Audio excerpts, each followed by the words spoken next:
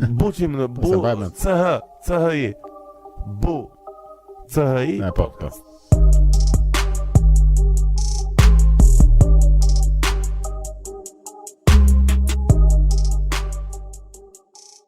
E bukur Alice mirë që shushu që na begenise. Të fillojmë të qajmë hallet e të tjerëve. Nësa keq tingëllon kjo se në fakt janë hallet e të tjerëve, janë hallet tona. Jo, në fakt janë hallet e shqiptarëve dhe ne kemi të përshkruar mjaft qartë edhe në Kushtetutën e Republikës së Shqipërisë se si është në fakt detyra e krerit të shtetit, të dy krerëve të shtetit, pra e kryeministrit dhe presidentit, që të kujdeset për mirëqenien e shqiptarëve kudo ata qofshin. Edhe për hir të vërtetës, edhe pse Kosova është një republikë e pavarur, i ka mbi 97% popullsisë së saj shqiptare. Ne kuptoj. Është një çik, shiko, ata tipet si Buzhala apo të tjerë, domethënë që duan të bëjnë çik juristin pasiv të thoshin që eponimi kosovar nuk kemi shqiptar. Ka një kështu kahje të vjetër kosovocentriste në Kosovë, e cila në fakt ka rrjedhur prej më shumë autonomisë që kanë pas nevojë për të krijuar një shtet të tyre. Por kurse si nuk ka lindur si një koncept I cili do të zhbënte identitetin kombëtar shqiptar. Mënyra pastaj se si ajo është marrë, është keq përdorur politikisht në disa parti në Kosovë dhe më pas edhe nga disa gazetarë, nëse mund t'i quajmë të tillë, edhe pse është goxha narrow, thon amerikanët, është goxha e gjerë mënyra se si mund ta përkufizosh një gazetar. Njerëz që si kanë parë që tulen që të shkruajnë në fakt, ndoshta ose kur e kanë parë në fundit edhe statusat në rrjetet sociale I bëjnë me ChatGPT, kështu që. Mirë, shiko, nuk kanë fajin nga njëra anë sepse edhe publiku nuk e di thjesht se çfarë është gazetar. Disa herë më ka shkruar mua në Twitter ti je gazetar, duhet të cillesh mirë. Unë s'kam asnjë lloj lidhje me atë gjë. Edhe mua ma bëjnë shumë shpesh, edhe madje edhe më korektojnë kështu edhe se si duhet të flas, më thonë se çfarë duhet të them, ka një moralizim të profesionit tonë të gazetarëve, ku presupozohet që ne duhet të jemi të ngurtë edhe të mos përdorim shumë ofendimet janë pjesë të fjalorit të gjuhës shqipe, edhe sharje, në qoftë se neve na vjen ndonjëherë që të shajmë, do duhet që ta bënim atë me lirshmërinë më të madhe. Mirë po, gjërat kanë ndryshuar, jemi gjithmonë edhe duke shkuar, e kemi diskutuar edhe një herë tjetër në të shkuarën. Po. Gjërat janë duke shkuar drejt një, si ta shpjegoj, mungesës së fjalës së lirë totale, po jo se ajo mungon, po ajo është, po thjesht censurohet ose gets cancelled, pra eliminohet. Shiko, unë mendoj se po planohet shumë ky vetë censurimi, është I bëhet shumë push, futen njerëzit në atë lloj mendësie sa ta vetë censurojnë veten pa vajtur akoma tek censura e një pale të tretë. Po se kanë frikë që mund të humbasin profesionet e tyre nëse thua diçka që është jashtë linjës liberale e cila të imponohet për shembull ka politikat europiane apo amerikane. Këtu në qoftë se ti guxon që të kritikosh qëndrimet e ambasadës amerikane do etiketohesh si anti-amerikan automatikisht. Edhe pse ti thjesht po thua që për mendimin tim, ne për ta vlejmë më pak se zero sot, se ata kanë prioritetet të tjera dhe unë mendoj që ne duhet të shikojmë prioritetet tona. Po, atë që është ti je aq pesh specifike sa I jep vetes tënde. Qoftë se ti I jep pak rëndësi vetes tënde, pak pesh specifike, sillesh si peshë e lehtë, si pupull do të marrin edhe të tjerët. Që se ti sillesh si peshë e rëndë do të konsiderojnë edhe të tjerë. Deri diku, ndoshta nuk do të konsiderojnë të gjithë, po një pjesë do fillojnë të marrin seriozisht. Me sa duket kjo është pak një gjë që nuk e kanë prit nga Kosova. Kanë qenë të mësuar ndryshe. Po sepse mësoj me Shqipërinë, sepse Shqipërinë unë e paralelizoj me një lyps që gjithë kohës është duke zgjatur dorën për aleatë tanë të famshëm, po edhe ai lypsi e ke parasysh që shikon një herë, I jep dy herë, pastaj thoj plako çoj, I ke duart këmbë në rregull, asnjë lloj gjëje s'ke çoj, gjën ai gjë. Mund të jetë financiar, një lyps financiar, por jo vetëm. Për ta ishte sa më duket po më bën zhurmë kjo. Mund të jetë një lypës financiar, mirë po në aspektin e autonomisë shtetërore, Shqipëria e ka të plot. Me thënë, në qoftë se do të donte, ka pas raste që e ka pasur, kur ka dashur. Po ne zbuan vetë, pra. Po pra, tamam, ne zbuan vetë. Ajo, jo, po shiko se shumë e rëndësishme. Këtu duan edhe nuk i lejojnë në Kosovë. Do me thënë, Shqipëria është një vend antar i NATO-s ku zëri vet ka pesh, edhe ku neve kemi investuar jashtëzakonisht shumë që të jemi të barabartë ose të jemi të barabartë, ndoshta s'jemi, po të jemi partner të paktën. Edhe Kosova është drejt asaj rruge, dhe neve kishim mundësi që ta ndihmonim shumë Kosovën, po vendosim që të mos e bënim atë për shumë arsye. Për të gjithë njerëzit që janë jashtë me Alis, çfarë po ndodh në Kosovë? Çfarë po ndodh me Kosovën? Nëse mund ta përmbledhë. Unë e di që është shumë e gjerë dhe ka shumë gjëra, po nëse do ta përmbledhje, domethënë në 1 minutë shumë shkurt, sepse është histori e gjatë, por neve do flasim vetëm pak a shumë çka ka ndodhur për gjatë ditëve ose muajve të fundit. Flasim për këtë muajin e fundit. Ndoshta edhe pak përpara asaj do t'rregoj që u larguan dhe dhanë dorëheqjen me një vendim, me një telefonat të Vučićit, një sër funksionarësh të lartë shtetëror, të cilët kanë punuar dhe ishin përfaqësues të minoritetit serb në Kosovë, i cili vinte kryesisht prej listës serbska ose lista serbe, e cila është i vetmi organ në fakt, për fat të keq, i cili ka mbritur të çaj politikisht, le të themi kështu. Çdo tentativë tjetër lokale, grupimesh të vogla nuk janë lejuar, janë heshtur, janë mbytur. Tani këta si të vetmit, duke dalë për institucioneve shtetërore, gati e kanë defunksionalizuar shtetin. Ndoshta edhe pse nuk ja dolën ta defunksionalizojnë shtetin, defunksionalizuan vetë komunat ku ata i drejtonin.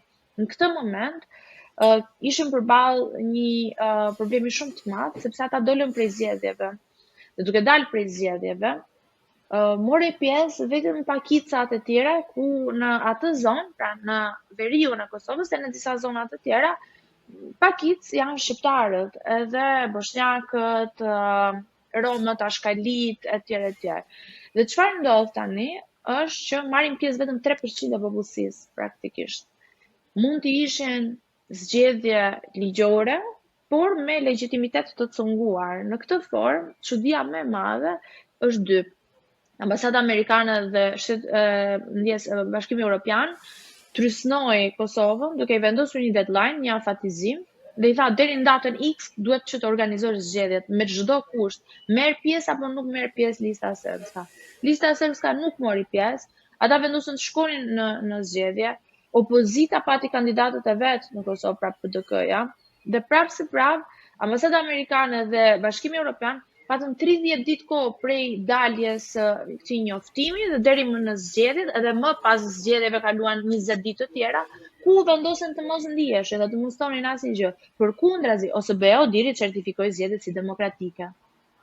Pastaj, një ditë të bukur, kur ata kryetarë bashkie që fituan, legjitim apo jo legjitim, ajo ngelet për të diskutuar, në vend që trupi diplomatik ndërkombëtar të uleshin me kryeministrin e Kosovës, me qeverinë, dhe të thonë që hajde të riorganizojmë zgjedhjet, të vendosim tash mos i lëmë institucionet bosh aty, që duhet ishte një zgjedhje demokratike, pa çka kemi kuptuar ne që është frameworku, rruga demokratike që na kanë mësuar deri më sot. Jo, ndodhe kundërta.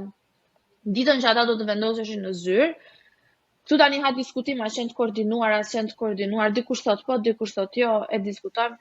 Ditën që ata do të vendoseshin në zyrë, u bë nami, me pak fjalë filluan me protesta, serbët, fillimisht, se ata they go by the book, funksionojnë sipas librit. Fillimisht fillojnë me protesta paqësore, nxjerrin gratë dhe fëmijët përpara, edhe pastaj nxjerrin huliganët. Që në fakt e kam thënë një herë tjetër që duhet që ta korrigjoj veten se nuk janë huligan.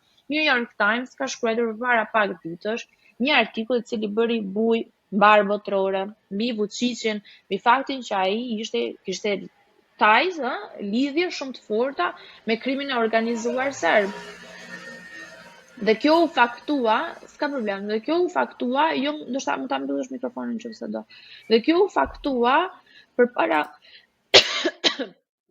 vetëm pak ditësh, ndjes, kur doli lista e policisë së Kosovës të kërkuarve, një pjesë e madhe të tyre nuk ishin individ do si do. Nuk ishin individ do si do, qytetarë të thjeshtë, kishin dalë aty të protestonin.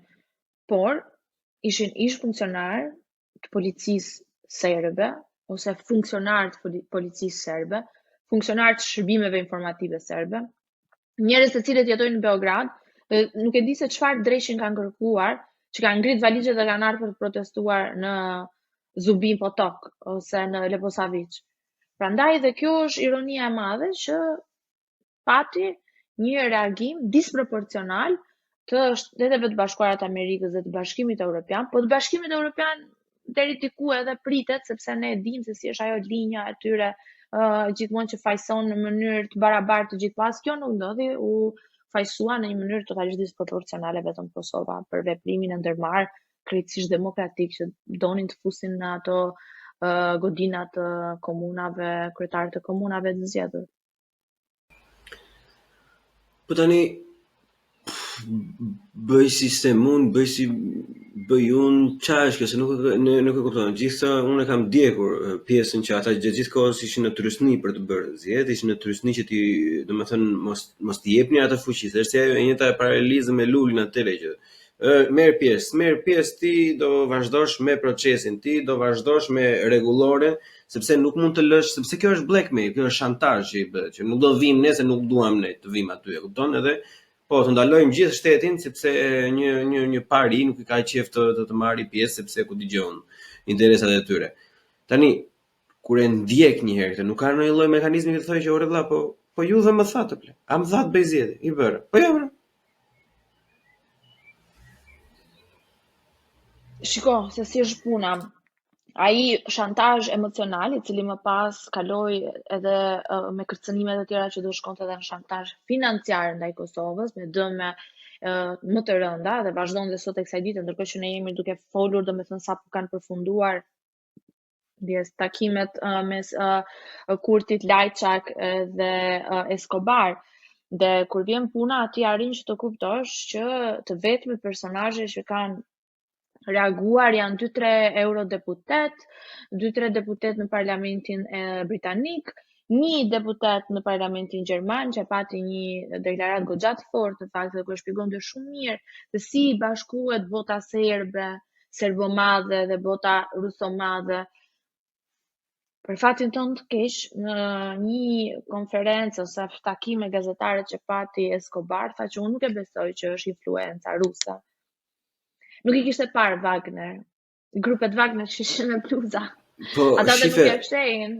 Ama duhet të shiko, më lejo mua të konspiroj në qoftë se ty nuk ta lejon profesionin në këtë pikë, sepse kur ka filluar ka një shkollë mendimi për momentin në Europë që mendojnë se lufta e Ukrainës është një marrëveshje dypalçe Amerikë-Rusi për të destabilizuar dhe për të shkatëruar tregun evropian, edhe për mbajtjen evropiane.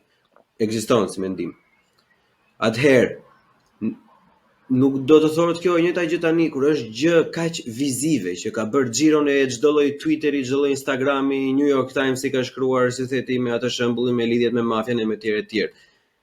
Edhe ti pastaj jep është kështu, si thon kjo, është victim blaming, domethënë e kush është të thuash të përdonuar as ti e ke fajin, është njëjta gjë që ndodh në Kosovë në sytë e mi. Mbase pa dashur të ul nivelin e vuajtjes së çdo lloj viktime. Jo, pikërisht kjo është, domethënë që është duke ndodhur, pra është një përdorim i psikologjisë inverse për të fajsuar viktimën në këtë rast, edhe ato që është më i nënshtruar. Kjo është e njohur, dihet që ka funksionuar gjithmonë kështu, që sa herë që kanë pasur mundësi fuqitë më të mëdha gjithmonë i kanë nënshtruar ato që janë më të vogla. Dhe neve kemi sot raste botërore që janë duke vuajtur prej kësaj padrejtësie. Problemi është që asnjëherë nuk është menduar që Kosova do t'i vinte dita që duhet që të përballej me një situatë të tillë. Dhe pse nuk na ka shkuar kurrë ndërmend, dhe pse ka qenë naive në shqiptarëve, sepse ndonjëherë gjërat ndryshojnë, edhe me sa duket gjërat kanë ndryshuar. Është e kotë që ne vetë shesim kështu dokra dhe të themi që shiko se linja dhe politika amerikane nuk ndryshon kurrë. Faktët kanë treguar 2 herë në mënyrë konsekutive, 1 herë me Grenellin, e cila ka qenë ish ambasadori amerikan në Kosovë, që rrëzoi një qeveri legjitime, dhe 2 herë është kësaj here. Një gjë është e qartë, me sa duket, Kurti u aprek nervat. ka prek nervat aty ku u mban më pak, edhe aty ku u mban më pak është pikërisht e kjo sjellja sovraniste. Nuk kanë qef sjellja sovraniste. Mban mend se çfarë i ka ndodhur atë, çfarë presioni kanë bërë Shqipërisë për pranimin e armëve kimike.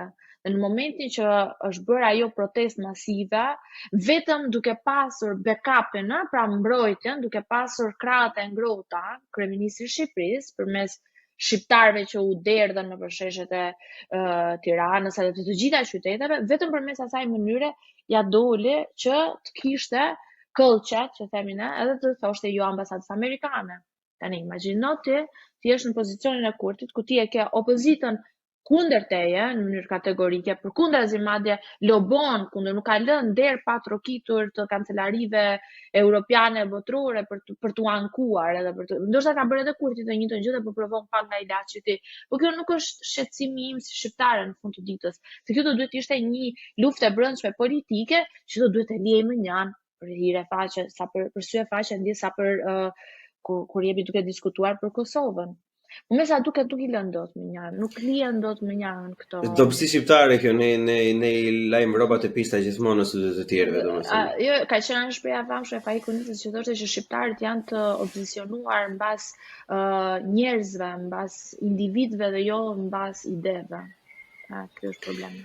Alice, si e kupton këtë kursin e Shteteve të Bashkuara, sepse në sytë e mi me aq ignorante dhe i pa informuar se unë jam i bindjes se ka kohë që nuk kemi në interesin, me sa duket ata kanë interesa të tjera, por unë e kam të vështirë të kuptoj që cili ose si mund të ushtrojë interesat e saj Amerika në këtë lloj situate duke i dalë kundër Kosovës, duke i bërë një lloj përdhosje dhe kështu humiliation, është si hardcore porn një moment kur e nxjerr nga Defender 23-shi. Edhe nuk e kuptoj, unë nuk e arrita logjikoj, domethënë atë kursin e tyre, çfarë duan ata ta arrijnë me këtë gjë. Shiko, në qoftë se aty do të kishte një analizë pra serioze brenda qoftë Bashkimit Evropian po edhe Departamentit Amerikan të Shtetit, do të mjaftonte që ti të shikoje gjuhën nacionaliste dhe hegemoniste që përdor Serbia, jo ndaj Kosovës, por ndaj të gjithë rajonit. Serbia është po e njëjta e cila organizonte protesta në Mal të Zi. Është po e njëjta ajo e Dodikut i cili shkonte serbes edhe ulej me Putinin edhe dilte në fotografi dhe dekoronte Putinin. Është po e njëjta Serbi ajo e cila ka organizuar vjet edhe përgjatë gjithë viteve që kemi lënë pas trazira dhe duke krijuar një formë anarkie, duke e lënë në status quo veriun e Kosovës. Si ajo shpreh që nëse unë nuk mund ta kem, të paktën nuk do ta kenë as ata. Edhe kjo është dëshira e tyre. Unë mendoj që pas dështimit për shkak të ndërhyrjes së Gjermanisë, dihet kjo lufta për pushtet mes Gjermanisë dhe Shteteve të Bashkuara të Amerikës, të cilën ndërhyn edhe shpëtuan Kosovën nga një projekt tragjik, sikurse ishte shkëmbimi i territoreve, jo se është vetë shkëmbimi i territoreve një projekt tragjik, por sepse ashtu sikurse ishte menduar në atë kohë nga Vučić dhe Thaçi dhe ndjes dhe Thaçi, ishte një projekt tragjik. Dhe duke qenë se nuk ka një analizë të tillë, me sa duket unë dyshoj në dy gjëra. Një, në rast të parë është një luftë tjetër e cila është duke ndodhur në kontinentin tonë evropian, ajo në Ukrainë, e cila nuk i jep mundësi dhe nuk e ka luksin Amerika që të fokusohet në këto budalliqet e vogla që kemi neve këtu në Ballkan, që sipas atyre do vijojnë, mua më duket se ata nuk janë, ata janë të bindur tashmë dhe me të drejtën e Zotit, që Ballkani do të jetë gjithmonë kështu. Edhe e din që as ne se kemi shumë seriozisht në qëndrimet tona, edhe as Serbia nuk e ka shumë seriozisht në qëndrimet e tyre. Në fakt, për se vërtet Serbia ka pak më seriozisht se ne. Se ata janë të paktën të vendosur edhe janë në unison në çfarë duan. Ata e kanë të qartë. Dikush më në ekstrem do Kosovën, edhe prandaj drejtohet me Kosovë me to hije, ende sot e kësaj dita. Ai Novak Djokovic shkoi edhe shkruajti aty Kosovë Serbia. Dhe në anën tjetër i ke këta të moderuarit të mek që thonë shkone se nuk e duam Kosovën ndoshta kështu publikisht, po të paktën duam asociacionin e komunave serbe, këtë, atë, i kanë kërkesat e qarta. Ndërsa Kosova nuk është që vjen me këtë qartësi. Herë do njohjen, pastaj kur ja japin njohjen e pranon në tavolinë, herë do atë, herë do këtë, është Do të ndrohet qeveria, ndrohen edhe kërkesat e Serbisë dhe mënyra se si i përqasen dialogut. Po ja, duket si ndron shqiptarë këto, domethënë që ne kemi, domethënë Kosova është pak më mirë se ne, le të themi të drejtën, po ne s'kemi konsistencë diplomatike, jemi, nuk e di, jemi kështu si allasoj, sa herë që ulemi, domethënë vemi, domethënë si ai fëmia që merret për dorë, domethënë, edhe ku të çojnë, atje shkon. Po edhe kur nisi gjithë konflikti në Ukrainë, domethënë ato të para të ishin që mbas domethënë për çdo lloj fakti, për çdo lloj humbjeje të tragjedie, kur flasin njerëzit më vonë që idejojnë gjërat, thoshin që okay, janë thjesht muscle flexin. Po provon tani Rusia, po bën flex kundër Amerikës, dhe Amerika kundër Rusisë. Po nëse kjo do ishte vërtet shqyr që nuk ndodh, po nëse ata të vërtet do donin të masnin forcën kundrejt njëri tjetrin, ku më mirë se sa në Kosovë. Sepse në Ukrainë SBA-t nuk ndodh, kurse në Kosovë janë. Kështu që nëse ata do donin që të kishin një përplasje të dy me njëri tjetrin, atëherë ndodhte në Kosovë. Një gjë e tillë nuk ndodh. Ne po shikojmë diçka komplet ndryshme kur ata në mes të ditës, në mes të dritës, po i thon Kosovës që juve që mbrojeni edhe këta policët tuaj që rrihen nga kriminal, huligan, ex police e tjerë, janë fajtor. Edhe juve jeni shkaktarët kryesorë. Ka një analogji e cila mund të bëhet mes situatës në Ukrainë, Rusisë, pra pushtimit rus në Ukrainë dhe situatës Serbisë ose hegemonisë serbe në rajon. Ajo e cila mund të jetë krahasuese për mendimin tim dhe ku vlen analogjia është fakti që në të dyja rastet u treguan naiv. U treguan naiv duke injoruar të famshmen ruski mirë që është bota ruse, që rusët prevalojnë mbi çdo popull tjetër dhe ku kërkua bashkimi i masë si dikur përgjatë Bashkimit Sovjetik të Rusisë së Madhe. Dhe njëjta gjë po bëhet dhe me Serbinë, ku me sa duket do jetë ajo historia e ujkut që o Zot bëje ëndër, mase nuk vinë që të mhajnë. Dhe kështu nuk funksionon, sepse shiko, është shumë absurde që kjo sa mund të ka ndodhur, nuk ka fare pak kohë kanë kaluar, një vit e gjysmë ka kaluar nga startimi i pushtimit rus në Ukrainë, dhe ja ku jemi sot, neve nuk po e marrim seriozisht Dodiku në Bosnja. Ne nuk po e marrim, për shembull Bosnja sot, me atë deklaratë që ka dhënë Escobar, do duhet që të ishte çuar në këmbë. Sot Escobar ka thënë që nëse kryeministri Kurti nëse nuk do që të ketë një Republika Srpska tjetër, sikurse është ajo në Bosnjë, na vinë neve me propozimin e duhur. Ata nuk ja dhanë mundësinë Bosnjës që të kishte një propozim. Kështu ne jemi pak më mirë, jemi një hap më përpara tyre. Po megjithatë prapë nuk kemi aty ku duhem. Ne të paktën po bëjnë sikur po na lejnë që të kemi një propozim. Ja, po e thotë edhe në mënyrë përçarëse, domethënë që ja fusim ne krimbin brenda nëse nuk u bëni atë që ju them unë, domethënë kjo është shumë, është tejet agresive. Kjo nuk është më miqësore. Atëre Alis, të lutem, a mund të quajmë ne personazhe të tillë, por mos të ngjit diplomacia pastaj, mund të quajmë personazhe të tillë ose këtë lloj kursi. Me që ka shumë politika amerikane, këtë lloj politike, a mund ta quajmë ne politikë miqësore? Është tabu në Kosovë. Ti duhet të kuptosh që unë jam duke folur me ty në këtë mënyrë dhe është tabu, unë nuk guxoj në mediat në Kosovë që të them realisht se çfarë mendoj. E kam vënë, ti mund të hapësh televizion, mund të dëgjosh Andi Bushatin, Armand Shkullakun, Lubonjën, këtë duash ti, cilët arrinj ta thonë eksaktësisht çfarë mendojnë. Kanë dhënë mesazhe për ambasadën amerikane në Shqipëri dhe askush nuk ka quajtur anti-amerikan. Përkundrazi, ndërsa ne këtu nuk guxojmë. Pra kjo është jashtë tavolinës, out of the table, domethënë nuk konsiderohet fare. Është ashtu sikur se thuati, nuk është miqësore as pak, është jashtëzakonisht një sjellje neo-imperialiste ku ti i imponohesh me presion, me dhunë psikologjike, pse jo?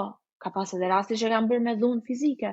Dëgjoj, nuk është hera e parë, se kanë bërë edhe për taksën 100%, mirë po, kësaj here mendoj unë, për shkak se është Kurti në pushtet edhe jo dikush tjetër, merr për masa edhe më të mëdha dhe mendoj që një nga gjërat të cilën në fakt e ka thënë Tim Xhuda në një intervistë me Ilvataren, ka thënë që qarkullon një shaka në qarqet e larta ndërkombëtare në Kosovë që është e vështirë të punosh me Kurtin se është i pashantazhueshëm, se nuk ka dosje praktikisht. Nuk kemi asnjë gjë me të cilën mund ta kapim edhe t'ja tundin edhe ta kërcënojmë.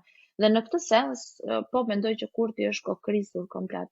Edhe nuk e di se ku do t'i shkoj. Shpresoj t'i dali për mirë. Me që mbritëm te Kurti, është medalja tjetër e gjithë situatës, domethënë pavarësisht se ne folëm për Serbinë dhe gjitha ato gjërat e tjera. Medalja tjetër e gjithë situatës që për mendimin tim nuk e di, mbase ose nga rëndësia ose nga dukja, është me ana me zeze medaljes, është The Dark Side of the Moon, që ndryshe nga çdo lloj shteti ose të paktën ndryshe nga Serbia, që është oponenti kryesor në këtë radhë, në Kosovë nuk ka konsensus për sa i përket kësaj teme.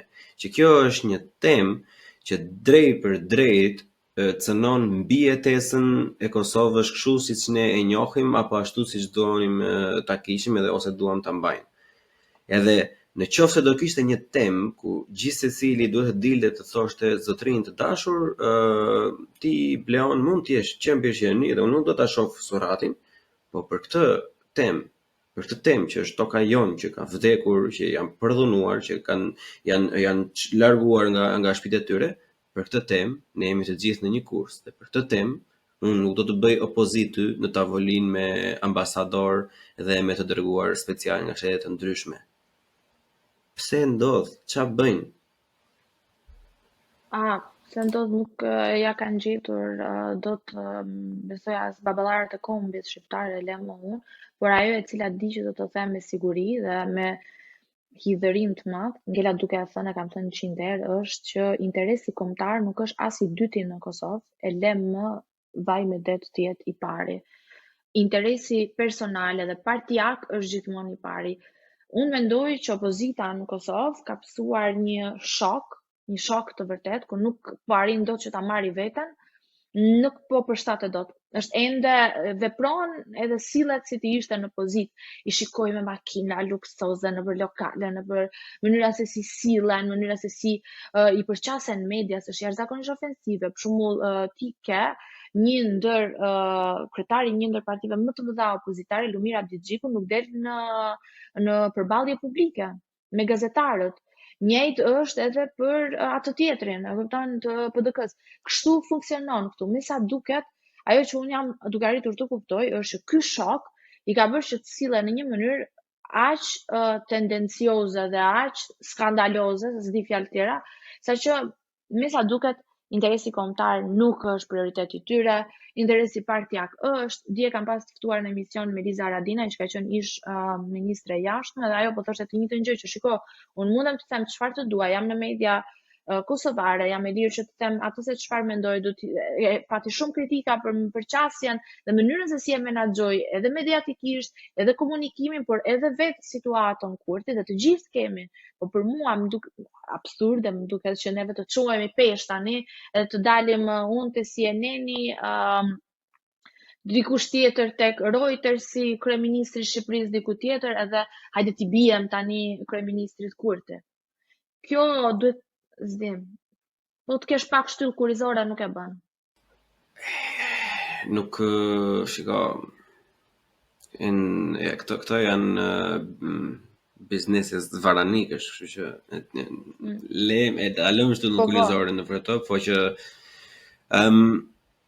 ta kalon shtin e keqe deri ama për to. Shiko, të kesh edhe pak respekt për vendin tënd. Domethënë Kosova është një vend i cili pretendon që të aderojë në Bashkimin Evropian një ditë, pretendon që të hyjë në NATO një ditë, pretendon që të liberalizohen vizat. Ne jemi duke folur për një vend ekstremisht izoluar, ku dreqi ta haj, edhe në qoftë sa qeveria e Kosovës nuk do të kishte të drejtë, shkonte dhe të zinte, dhe sikur të kishte uzurpuar ato zyrat atje në Veriu, që nuk e ka bërë, se janë zyrat i takojnë shtetit, nuk i takojnë bandave, por edhe në qoftë se do të kishte qenë kështu, unë mendoj që, si thon Kosovë, një tro cip në fytyrë do duhet që ta kishe, dhe mos dilje dhe t'i merje me radhë gjithë dyert e kancelarive europiane, t'hyje të dilje në për gjitha ambasadat e ndryshme, çdo media edhe ta marrësh me radhë, se këta nuk e kuptojnë që këta duke dëmtuar qeverinë e Kosovës ta dëmtojnë edhe Kosovën.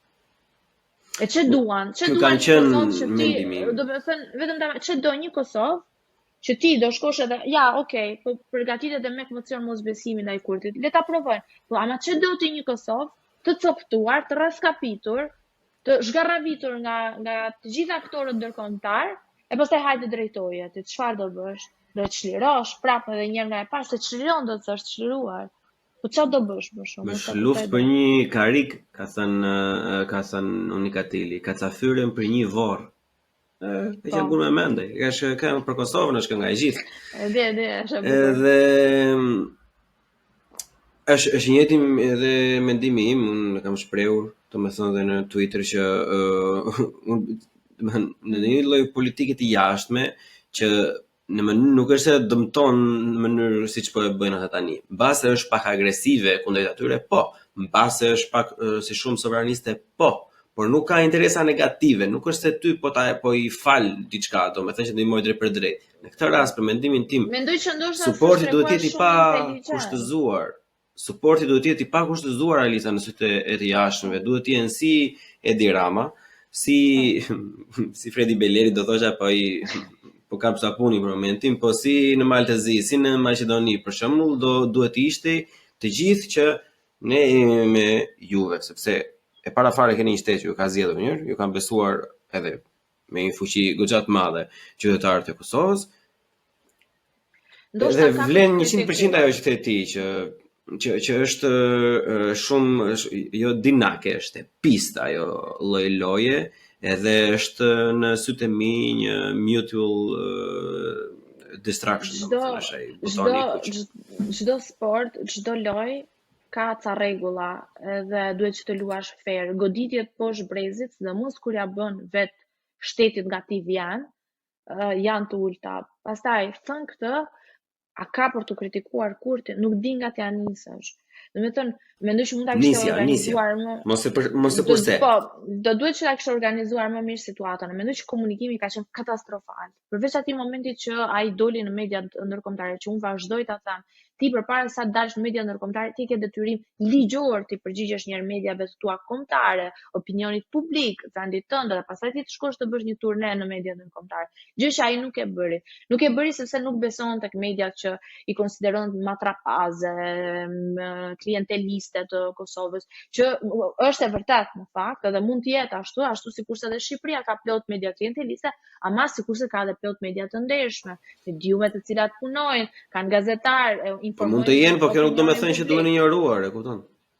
Absolutisht. Thënë këtë, përveç kësaj pastaj, nëse mund të rikthehemi edhe një herë mënyrës se si janë organizuar, mendoj që duhet të kishte pas një organizim më të mirë.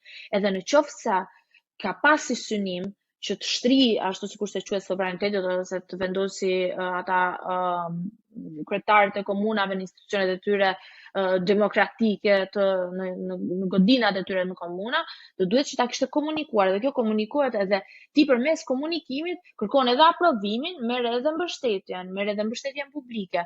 Ndërsa nëse ne çohemi një mëngjes të hënë, edhe hapim televizorin në pikë të mëngjesit edhe shohim që pas ka ndodhur nami, ti nuk e ko edhe, është kaq disruptive, pra është kaq ndërprer e gjithë narrativa jote, saqë edhe njerëzit e kanë të vështirë më pas që të suportojnë, dhe kur them njerëzit qoftë edhe opozita mund ta ketë pas të vështirë, se drejtisht haj një farë koordinimi do duhet ta kishte.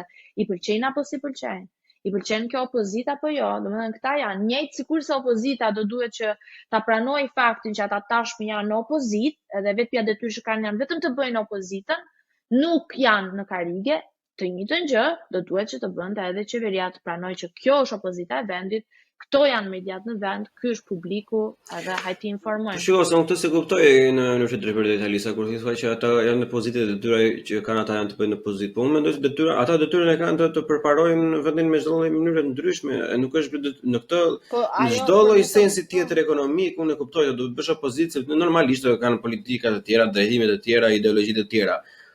Kjo është bërtham. Unë mendoj se këtu ka vend shumë për të bëjë opozitë, mos të bëjë opozitë. Nuk bëhet opozitë në faktin e kompit. Jo, është shumë e rëndësishme opozitë bërja. Një opozitë bërje e shëndosh, i qëndron siç e kanë mbi kokë Kurtit. Por i qëndron siç e kanë mbi kokë Kurtit sy në sy, vesh në vesh, dhe jo mbrapa krave duke shkuar edhe duke folsa poshtë e lartë nëpër media ndërkombëtare e kështu me radhë. Ajo opozitbërja bëhet ballë për ballë, është ballore. Domethënë, nëse do të kishte një opozitë serioze, edhe besoj që edhe Kurti do të mendojë 2-3 herë përpara se sa të bënte këto çmendurirat që bën zakonisht gjatë verës, që nuk e di çka ka këtë zakon, një herë për targat, një herë për atë. Po që sidoqoftë, kjo është mënyra e tij. Ne kemi ditë çka, do të thënë, kur është votuar ky njeri, është votuar pikërisht për këtë gjë. Ka pasur të qëndrim sovraniste, madje e ka ulur një 5 shkallë, në mënyrën se si ai ka ardhur në pushtet, edhe me ato çka ka ardhur në pushtet, gati sot dikush madje do të kishte drejt të thoshte që në momentin që ky njeri është larguar për shkak asaj tezës së Bashkimit Kombëtar, ai dilte me flamurin e Shqipërisë dhe jo të Kosovës, nuk e njihte flamurin e Kosovës deri para disa kohësh. Dikush do thoshte që se ka masa legitimitetin, se kemi zgjedhur për të bërë atë gjë. Megjithatë, ja ku jemi, ai vazhdon që të jetë kryeministër, ka zëra që thonë që mundet që të japi vetë dorëheqjen e ta çojë vendin në zgjedhjet parakohshme. Ka qenë një sondazh i realizuar nga një televizion Kosovë Dukagjini, në mos u gabofsha, e cila e nxirrte fitues me mbi 70% gjë, e cila nuk është e mundshme që të ndodhi, se do ishte diktaturë më pas, dhe kjo nuk do ishte e mirë as pak për Kosovën, por as për Ballkanin. Por mendoj që sidoqoftë ai do të listë mbase këtë duam. Mbase vërtet është një plagë që vërtet dhëmb shumë edhe është një që e ke parasysh këto që të bëj nëna ciklen qepe. Mbase Albini është lëngu qepësin gjyshes. Ja, nuk është edhe askush nuk është. Dhe pikërisht kjo mendësia që të shkojmë pas individëve dhe jo pas ideve ka për të na dëmtuar edhe më shumë. Nuk është Albini, as Albin Kurti, se unë s'pëlqen që shumë i drejtojnë në emër, by the way, edhe në Kosovë. Nuk është Kurti, është idetë e tij që lidhen me veriun edhe mënyrën se sovraniste se si ai e sheh Kosovën, që ka përkraje në një pjesë të madhe të popullsisë, edhe këtu duhet ta kenë të qartë shqiptarët, nëse nuk duan që të shkojnë për lesh arapi. Po ne kemi një çik epsh, ti e kupton që ne kemi një çik epsh për njerëz se ti sa e the përpara që është deri diku i pa shantazhueshëm që është gjasë me i pasur e s'ka dosje. E marrim të mirë qenë këtë, nuk po e debatoj, është ashtësh se tani ajo nuk unë se kam ekspertizën për atë gjë. Po e marrim të mirë qenë. Name one other që është haptazi domethënë i pa shantazhueshëm. Mirë ata në Kosovë, po këta tana, gjej një. Tu për shembull që e kapti, e kthen nga të gjitha anët edhe është i pastër. Nuk e di që të ketë as Kurti nuk mendoj që është i pastër nga të gjitha anët që ta kthesh. Domethënë nuk besoj që ekziston një figurë e tillë. Nëse dosh ta baltosësh edhe ta bësh pjesë një njeri, mundesh patjetër të gjesh qoftë edhe pranë kabinetit apo qeverisë së tij njerëz, patjetër diku do ta gjesh se jemi shqiptarë dhe jemi të korruptueshëm dhe jemi të ma prik këto. Shantazhueshëm. Ajo e cila unë di të sigurt, të them është vetëm një gjë që ndoshta nuk ka, mirëpo është shumë e gabuar kjo ide. E përsëris edhe një herë. Kosova është shteti pavarur. Kosova është republikë. Megjithatë, është shumë, ajo përfaqëson shumë më tepër se sa shqiptarët e Kosovës që jetojnë këtu. Është shumë e rëndësishme dhe do duhet të ishte shumë e rëndësishme për Shqipërinë. Po xhanëm edhe për shqiptarët e Maqedonisë së Veriut, por edhe për shqiptarët e Malit të Zi, sepse në një mënyrë apo në një tjetër, neve jemi rritur me këtë ideologji, qoftë se dikush është rritur me një atë dashuri, qoftë edhe komshin tanë, qoftë se serbët janë rritur me një atë dashuri për vendin e tyre, ne jemi rritur për vendin tonë. Ndryshimi është që ne nuk duam të shkojmë t'i vrasim, ata duan të vinë të na vrasin. Kaq që thjesht. Unë nuk mendoj që kjo është e dëmshme. Pra, në asnjë mënyrë që ti të shohësh edhe të mbrosh sovranitetin e Kosovës nuk më duket mua nuk më vjen dorë që ta bëj një gjë të tillë, edhe pse mund të mos pajtohem edhe bie dakord me shumë gjëra që bën qeveria e Kosovës, së brendshme Kosovës.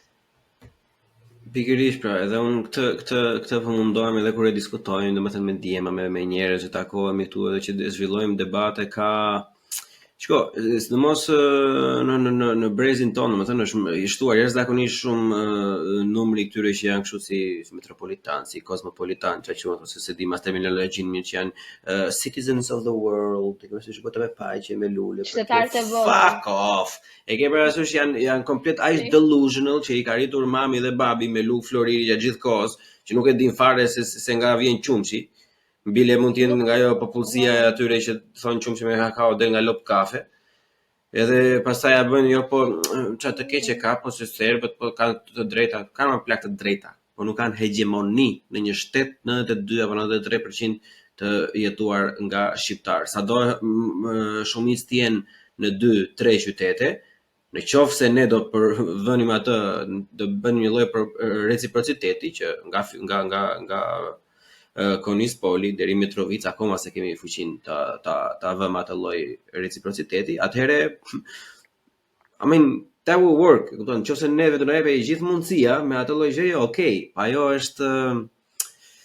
Ajo pastaj është, si ta themi, është volatile, sepse ajo nuk është statike gjithë kohës, sepse popujt ose vendet popullohen dhe shpopullohen. Njëri ikin, njëri vin, e merr që e bëri gjithë Rusia me Krimen, për shembull, që me 50-60 vite merr prur edhe vetëm settling, derisa u krijuar një shumicë. Tash po të çove njerëz mjaftueshëm, do vi momenti do krijohet një shumicë. Unë e kam thënë edhe një herë, po e përsëris edhe një herë tjetër, pak ndoshta herën e fundit që kam qenë në podcast me ty, I këshilloj të gjithë dëgjuesve tanë që të binden se nga vjen kjo ideologji, të lexojnë Open Society and Its Enemies të Karl Popper, I cili është Bibla në fakt e shumë liberalëve sot edhe organizatave liberale në Europë dhe në Shtetet Bashkuara të Amerikës. Në momentin që do ta lexoni atë do të kuptoni që Karl Popper predikonte zhveshjen nga identiteti kombëtar, zhveshjen nga identiteti familjar, largimin, heqjen e kufive, tregjet e përbashkëta, pak a shumë diçka që ka ndodhur me Bashkimin Evropian edhe më pas që është dëshiruar me Open Balkan. Unë mendoj që hidhërimi I madh që I ka ardhur në rajon disa prej drejtuesve I pash edhe deklaratat e Artan grupit Bujar Osmanit, I cili sillej tamam si OSBE-ja, Bujar Osmani, duke kërkuar madje Kosovës që të organizonte vetë zgjedhjet, a thotë Kosova ishte në një protektorat, nuk është një republikë e pavarur, që është absurde dhe është turp I Zotit. Po megjithatë, përveç kësaj, ke edhe deklaratat e kryeministit Rama, nga ana tjetër Abazović ai tjetër gjë, po që ka disa aludime që se unë nuk do të mbaj edhe shumë. Ka disa aludime për shembull që kam lexuar para një që shumë interesante. Ishte më duk si fantashkend, po bëva ças bëva ki sot, jemi 2023. Po thoshte një rob që Albini e Lulzim Basha edhe një karakter tjetër nuk e mbaj mend, kështu janë e pjellë Sorosi dhe se si Albini ka rënë ndjek planin e Serbisë që të nxjerrë Kosovën keq, që në mënyrë që Serbia ishte e bukur, ta bësh serial kështu në inçmime fitone, është e sigurt. Shko, këto janë, unë mendoj që një gjë ka pas të drejtë në fakt Popper, që thoshte që këto konspiracionet janë një farë kulti më vete, do të thënë kur nuk arrin dot që të gjesh besim tek besimet e tjera dhe nuk arrin dot ta gjesh Zotin në besimet e tjera, fillon edhe krijon këto teoritë e konspiracionit. Unë mendoj që pikërisht këto lloj teorish konspiracioni dëmtojnë të vërtetën që duhet parë në sy që realisht ka një ideologji të gabuar e cila nuk I shkon për shtat, nuk I shkon për shtat shqiptarëve në rajon. Pra, kjo idea e Ballkanit të hapur, ku ti zhvishesh nga kufi dhe nga identiteti kombëtar, nuk I shkon për shtat shqiptarëve sepse ne jemi një vend I cili e vuajmë faktin që jemi të rrethuar nga komshin që duan na glabërojnë, të na hanë me gjithë rrecka, themi në anglisht. Dhe duhet që ta pranojmë këtë gjë. Dhe nëse ne do ishim si di Italia, Franca, po një shtet tjetër, do e kishim më të lehtë ndoshta ta konsideronim që të shkonim krah për krah këtij globalizmit botror edhe ideologjive të tyre. Po ne duke qenë se jemi një vend që kemi ndjeshmëri shumë të madhe, ku pjesa më e madhe e popullsisë shqiptare e shqiptarëve jetojnë jashtë kufirit fizik të Shqipërisë, atëherë duke konsideruar të dhe në respekt të shqiptarëve të Malit të Zi, të Maqedonisë, të Kosovës, të duhet që t'i thonim jo Ballkanit hapur edhe duhet që t'ishim mbështetje të plot të Kosovës. Për sa I përket këtyre teorive të konspiracionit, unë mendoj që sa më shumë të shkojmë drejt atyre, aq më shumë humbasim fokusin nga e vërteta që është Edhe në gjitha biseda gjithmonë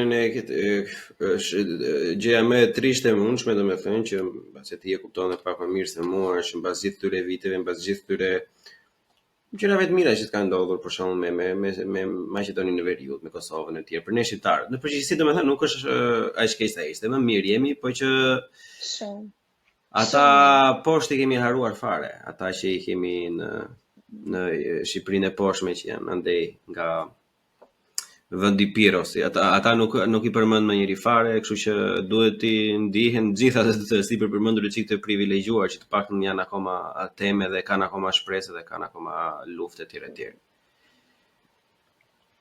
Unë mendoj që në fakt përveç kësaj edhe e njohin pak shqiptarët.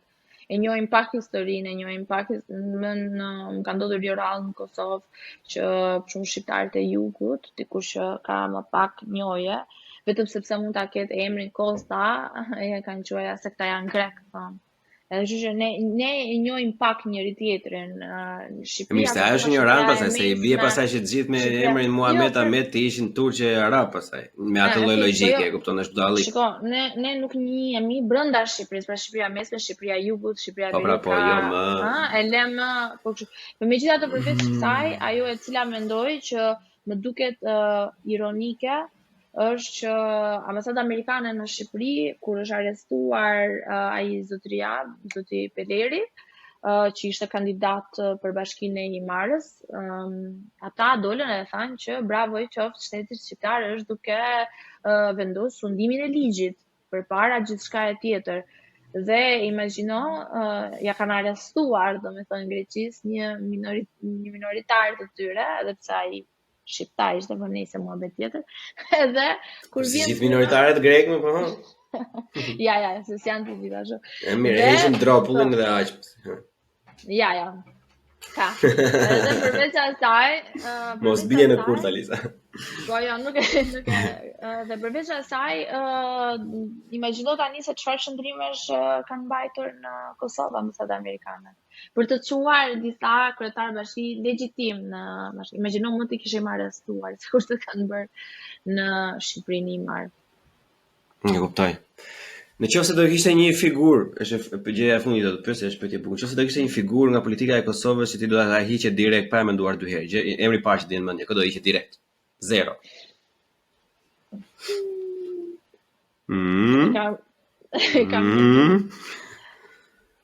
Se them dot, e kam një listë.